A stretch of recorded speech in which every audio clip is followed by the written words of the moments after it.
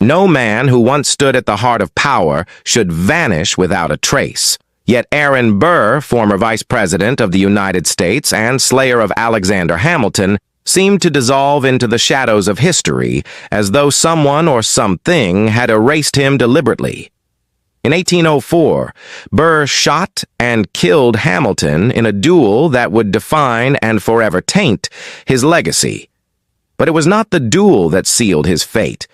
It was what followed: exile, disgrace, conspiracy, and ultimately a disappearance from the public conscience so total it feels unnatural.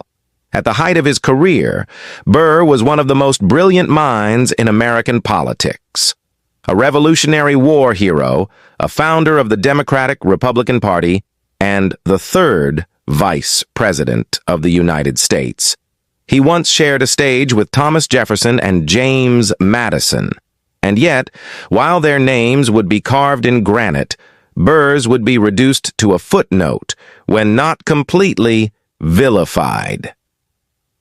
It is difficult not to ask, was this simply the consequence of his own ambition, or did darker hands conspire to erase him? The duel on the cliffs of Weehawken, New Jersey, in July of 1804 marked more than the death of Hamilton. It marked the beginning of Burr's undoing. Though dueling was technically illegal, the practice persisted as a twisted right of honor among gentlemen. Burr had every legal right to defend himself, yet in the court of public opinion he became a murderer. He fled south into the margins of the Republic and into the arms of a scheme so audacious it bordered on treason. That scheme, the so-called Burr conspiracy, remains one of the most mysterious and least understood chapters in American history. After his term as vice president ended, Burr ventured into the Western territories, gathering men, money, and whispers. Some claimed he intended to carve out a new empire in Mexico, then under Spanish rule. Others believed he sought to separate the American West and create an independent nation with himself as ruler. Burr himself spoke in riddles. In letters, he described his plans as noble and patriotic. Yet the government saw only the outlines of a threat. President Jefferson, once Burr's political ally, became his fiercest accuser. He declared Burr guilty of treason without trial, pushing for his arrest. Burr was captured in 1807 and put on trial in Richmond, Virginia. The nation watched, riveted. But the trial ended not in a conviction, but in an acquittal. Chief Justice John Marshall, ever cautious, ruled that the evidence did not meet the constitutional definition of treason. Burr was free to go, but not to return. His reputation was ruined beyond repair. And so, Aaron Burr left America. He slipped across the Atlantic to Europe like a ghost. In England, he pleaded with the British government to support his schemes in the Americas, only to be rebuffed. He wandered the salons of Paris, seeking audiences with Napoleon. He lived in squalor, borrowing money, selling keepsakes, writing strange memoirs in code. At times, he feigned madness. At others, he genuinely teetered on its edge. The man who had once dined with Washington now begged for scraps in a foreign land. European newspapers occasionally mentioned him, always as a curiosity. A fallen man from a new and savage country. In London, he was called General Burr, but no one quite believed his stories. In Paris, there were rumors he had tried to sell maps of Louisiana to Prussian agents. In Sweden, it was said he was chased from an inn for refusing to pay. In Germany, someone claimed he had died and been buried under a false name. These conflicting accounts create a strange haze around Burr's European years, an absence of clarity that feels, even now, purposeful. It is here that the official record begins to thin. Letters go unanswered, journal entries stop. Even his enemies seem to lose track of him. Was he just a fallen man, wandering aimlessly in self-imposed exile, or was he being watched? Contained. American diplomatic archives hint that envoys were warned not to assist him. A French bureaucrat wrote in 1810, "The American Burr is to be observed. Observed by whom? For what reason?" What is clear is that when Burr finally returned to the United States in 1812, he did so quietly, under the name Edwards. He passed through customs in Boston without fanfare, no parades, no protests. He had become, at last, invisible. Aaron Burr's fall from grace after the duel was not immediate, but it was inexorable. While the North recoiled in moral horror at the killing of Hamilton, the South remained largely unmoved. Some even admired the act of honor. But Burr knew the tide had turned. Indicted for murder in both New York and New Jersey, he resumed his vice presidential duties under Jefferson with a strange, almost ghost-like detachment. Even in Washington, where power thrives on whispers, Burr's silence became his most defining trait. He rarely spoke in public, carried himself with rigid dignity, and lingered like a shadow in the corridors of government. Yet it was after his term as vice president ended in 1805 that the mystery deepened. Burr did not fade into quiet retirement. Instead, he turned westward, toward the lawless frontier, toward the Mississippi River and the newly acquired Louisiana Territory, where the United States was still groping for control. It was there that he sowed the seeds of what would become the most bewildering chapter of his life, the so-called Burr Conspiracy. Official records describe a man who gathered men and ships, met with military officers and land speculators, and seemed to hint at dreams of conquest. Some believed Burr aimed to lead a revolution in Spanish-held Mexico. Others thought he wanted to carve out a new empire in the West, independent of the United States, and a few, less charitable, feared he planned to seize New Orleans and ignite rebellion on American soil. But what do we actually know? Jefferson's administration, upon hearing of Burr's intentions, moved swiftly. He was arrested in 1807 and brought to trial for treason in Richmond, Virginia. The trial, presided over by Chief Justice John Marshall, was a media sensation. Burr, ever composed, defended himself with razor-sharp intellect. In the end, the prosecution could not produce two witnesses to the same overt act of treason as the Constitution required. Burr was acquitted.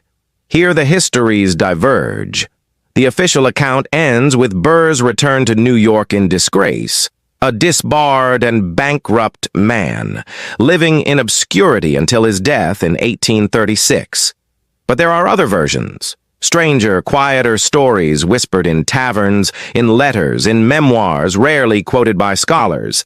In these accounts, Burr did not disappear in shame, but continued to move through secretive circles, across oceans, perhaps even across allegiances. One theory, drawn from a set of journals allegedly written by a French sympathizer in New Orleans, claims Burr was spotted in Paris in 1810, meeting with Bonapartist exiles.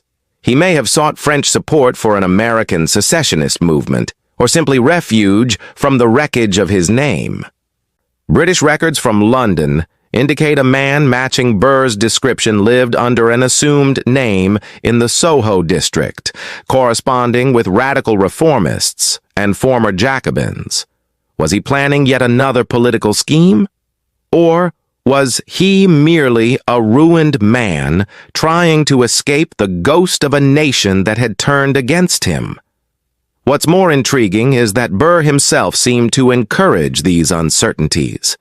In a letter written in cipher, found years after his death among the belongings of a close confidant, Burr wrote cryptically, "The name I wear has weight only to those who seek to lift it.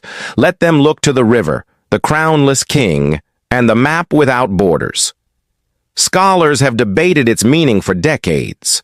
Was it a poetic lament, a confession, a code? And then there are the oral legends, particularly in the Appalachian regions where Burr traveled extensively during his western journeys. Some families passed down tales of a charismatic stranger who spoke with the Polish of an aristocrat, knew more about European politics than any man should, and vanished before dawn. In certain versions, he taught Latin to children in makeshift cabins. In others, he was a gambler with a silver tongue and a deadly pistol. European folklore, too, picked up the scent. In parts of northern Italy, local histories record the presence of a General A.B. who dined with exiled nobles, discussed revolutions with ex-French officers, and vanished in 1812 without a trace. Could this be the same Aaron Burr, or is it all a case of mistaken identity, coincidence, or hopeful myth-making? The final chapter of Aaron Burr's life reads less like a historical footnote and more like the last act of a Shakespearean tragedy, adrift, discredited, yet never fully erased. After his European exile ended in 1812, Burr returned to New York under a different name. He found no welcome. The city he once dominated as a lawyer and power broker now turned its face. He was a man whose past clung to him like a shadow, Hamilton's blood still staining the annals of public memory, the whispers of treason never fully silenced.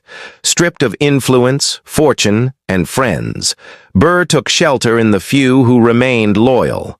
He married a wealthy widow, Theodosia Bartow Provost's namesake, only to be abandoned after squandering her fortune and possibly orchestrating one of the most heartless frauds in early American society. By the time she divorced him, Burr was paralyzed by a stroke and confined to a second-floor room, staring at a ceiling that likely looked nothing like destiny. Even in decay, Burr held a peculiar defiance. He refused to publicly apologize for anything. When asked about his duel with Hamilton, he replied that he acted with honor, never expressing remorse. His silence was not born of pride, but of something more cryptic. Perhaps fear, perhaps principle, or perhaps a belief that he had been history's pawn, not its villain. And then, of course, there's the lingering mystery. What really became of Aaron Burr's dream? The man who tried to carve an empire out of the frontier left behind neither legacy nor lineage. Theodosia, his beloved daughter and confidant, vanished at sea under circumstances that only deepened the myth. Her ship, the Patriot, left the Carolina coast in 1813 and was never seen again. Pirates? A hurricane? Or something arranged? Some tales say she was captured and held in Cuba. Others that her ghost still walks the shores of North Carolina. Burr never stopped waiting for her. Until the day he died in 1836, he held a tattered miniature of her close to his chest. In European salons, his name had once drawn comparisons to Napoleon, both men born of revolution, both exiled by their ambition. But where Napoleon re-emerged as myth, Burr faded like mist in the American consciousness. Schools taught Hamilton. Statues were raised for Jefferson. Burr remained the ghost at the feast, mentioned only in scandal or satire. And yet, the records are incomplete, letters lost, testimonies altered, the full scope of his Western expedition, his secret dealings with European monarchs, the true motive behind his duel. So much remains buried under layers of political erasure and moral judgment. Some believe Aaron Burr was a man out of time, a visionary whose ideas threatened the fragile union of young America. Others view him as the embodiment of unchecked ego, a man who wore intelligence like a mask over ambition. And still others see a scapegoat consumed by a nation needing a villain to cleanse its sins. What is history, if not a puzzle, built on incomplete pieces? We may never know what Burr truly sought in those final years: freedom, power, redemption, or simply peace. His story does not end with a bang, but a question mark. quietly echoing in the margins of history books and in the corners of a republic still learning how to remember. Perhaps that's the most unsettling truth of all. Aaron Burr never truly disappeared. He merely slipped into the shadows, waiting, watching, lingering in a history that refuses to forget him, even as it tries to pretend he was never really there.